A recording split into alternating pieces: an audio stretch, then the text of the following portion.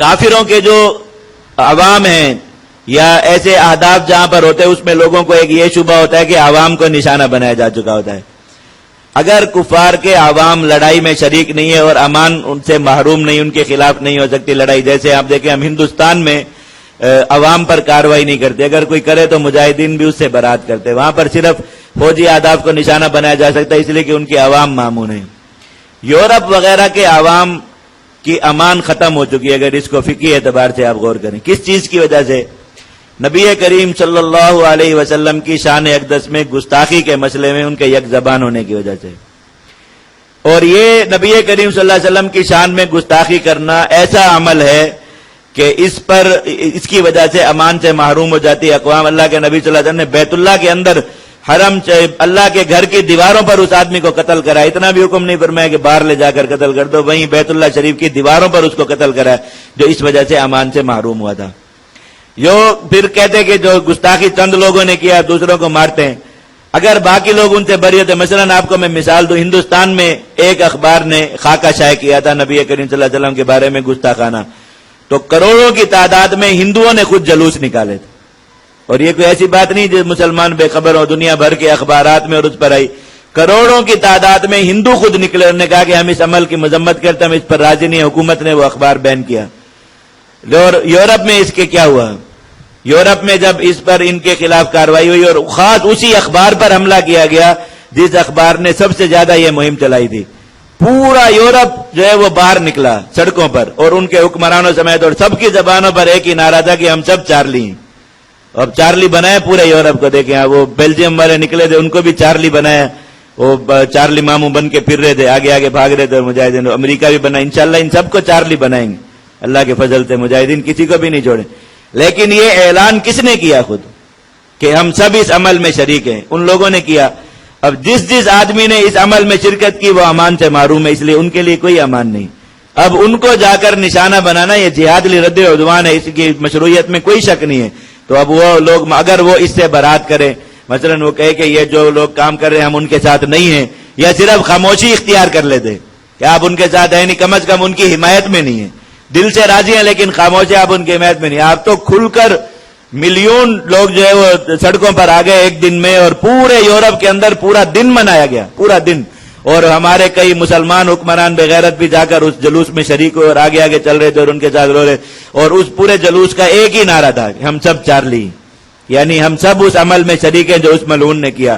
تو اب اس کے بعد یہ کہیں کہ مسلمانوں کے ہاتھوں سے انہیں امان نہیں مل سکتی. اگر مسلمان اپنے نبی کے گستاخوں کو امان دیں تو ایسے مسلمانوں کو زندہ رہنے کا کوئی حق نہیں. اور یہ بات میں نہیں کہہ رہا ہوں کہ آپ یہ کہیں میں جذباتیت کی روح میں بہ رہا ہوں اور یہ بات کہہ رہا ہوں. یہ بات امام مالک رحمت اللہ علیہ نے نبی کریم صلی اللہ علیہ وسلم کے روضہ مبارک پر بیٹھ کر فرمائی. ما بقاء الامت بعد شتم نبیہا، جس امت کے نبی کو گالی دے دی جائے اس امت کو دنیا میں باقی رہنے کا کوئی حق نہیں.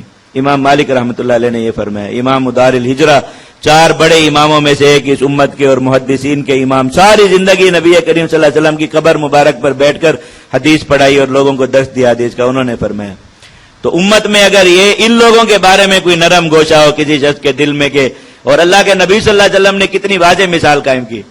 لوگ دھوکہ دیتے ہیں، بڑی بات ہے یہ. ہمارے مسلمانوں میں سے ہی بہت سے لوگوں نے پچھلے دنوں مسئلہ اٹھایا فیس بک وغیرہ پہ، بہت شور شرابہ کہ جو ہے وہ شاتم رسول کی سزا جو ہے وہ قتل اور موت نہیں ہے. بہت زیادہ اس پر مسائل ہوئے.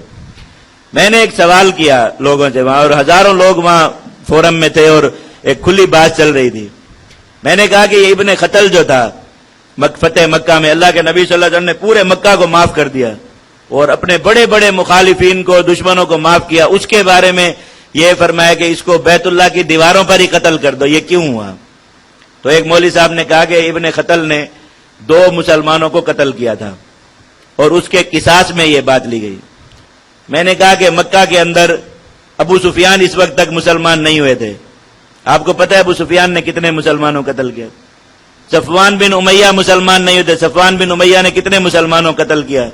اللہ کے نبی صلی اللہ علیہ وسلم کے قتل کے لیے انعام رکھنے والا شخص جو ہے وہ زندہ تھا جس نے 100 اونٹوں کا انعام کیا. اللہ کے نبی صلی اللہ علیہ وسلم اس کو قتل نہیں کرایا. یہ ابن قتل کیا قضیہ دکھا، یہ جو ہے وہ اسلام کے بعد مرتد ہوا اور فلاں و ساری تعویلیں کی.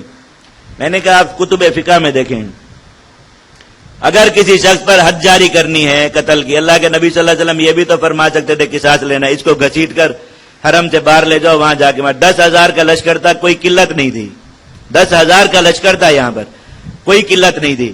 اللہ کے نبی صلی اللہ علیہ وسلم کو صحابہ کرام نے آ کر بتایا، یا رسول اللہ وہ تو بیت اللہ کی دیواروں سے چپک گیا اور ہم جو ہے وہ کچھ نہیں کر پا رہے، کیا کریں؟ حضور نے میں وہیں پر اس کو قتل کروں۔ اب یوں نہیں فرما سکتے تھے کہ اس کو پکڑو، رسی باندھو، حرم کی حدود سے باہر لے جاؤ، وہاں جا قتل کر دو، کوئی ممانعت تھی؟ حدود حرم کتنی دور ہے، 2 میل سفر کرتے گھوڑے پر، چند منٹ لگتے اور باہر نکل جاتے وہاں، لیکن اللہ کے نبی صلی اللہ علیہ وسلم نے خاص اس کو بیت اللہ کی دیواروں پر قتل کرایا۔ کیا بات سمجھائی مسلمانوں کہ مکہ کے سارے جو ہے وہ معاف ہو گئے، مشرکین اور سارے ان کے جرائم معاف ہو گئے، لیکن علانیہ فخریہ گستاخی کرنے والا شخص معاف نہیں۔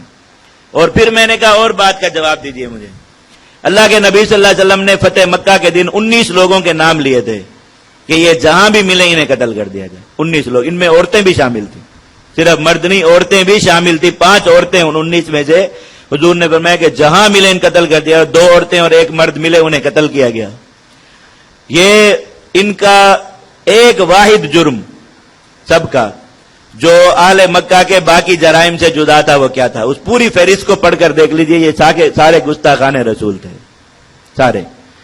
تو اس جرم کی بنا پر اللہ کے نبی صلی اللہ علیہ وسلم نے فرمایا کہ یہ لوگ جہاں بھی ملے ان کے لیے معافی نہیں ہے، باقی پورے مکہ کو امان، مسلمانوں کے قاتلوں کو امان دے دی گئی، اسلام کے خلاف لڑنے والوں کو سب کو امان دے دی گئی، گستاخ رسول کو امان نہیں دی گئی۔ یہ مسئلہ ہمیشہ ذہن میں یاد رکھیے، اور الحمدللہ اللہ تعالیٰ کی توفیق سے جماعت نے ہدف بنا کر الحمدللہ قرآن مجید کی گستاخی کا اور یہ نبی کریم صلی اللہ علیہ وسلم کی شان اقدس میں گستاخی کا انتے بدلہ لیا، اور اس پر بھی ہمارے مسلمان بھائی کہتے ہیں کہ جب ان کو بھی مارو تو ان کو پہلے اسلام کی دعوت دو۔ ایسے لوگوں کے لیے کوئی دعوت نہیں ہے، یہ لوگ اللہ کے نبی صلی اللہ علیہ وسلم کی گستاخی کر کے امان سے محروم ہو چکے، یا تو یہ آ کر مسلمانوں سے معافی مانگی، اور اسی طرح ملین مارچ کر کے نکل کے اعلان کریں کہ ہم اس عمل سے بری ہیں، بس اس کے علاوہ ان کے لیے اب کوئی مسلمانوں کو، مجاہدین کو یہ بات سمجھانے کے لیے نہ ہے کہ ان کے ساتھ کوئی نرمی کا معاملہ کیا جائے۔ باقی لوگ اس بے غیرتی کو اپنی زندگی کا وظیفہ بنا سکتے، ایک مجاہد اس بے غیرتی کے ساتھ دنیا میں زندگی نہیں گزار سکتا، یاد رکھیے۔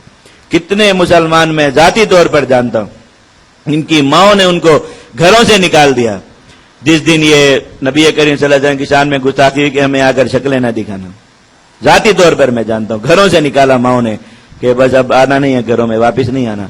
وہ لوگ صحیح حقیقی معنوں میں اللہ کے نبی صلی اللہ علیہ وسلم کے مقام کو سمجھیں، اور اللہ کے نبی صلی اللہ علیہ وسلم کی عزت اور حرمت کو انہوں نے سمجھا تھی۔ ان ساری چیزوں کے لیے اور کافروں کو اس چیز کا سبق سکھانا یہ رد العدوان ہے کہ ہر چیز پر جو ہے وہ ہو سکتا ہے، بات چیت ہو سکتی ہے، کمپرومائز ہو سکتا ہے، لیکن نبی کریم صلی اللہ علیہ وسلم کی ذات پر نہیں ہو سکتا، بالکل۔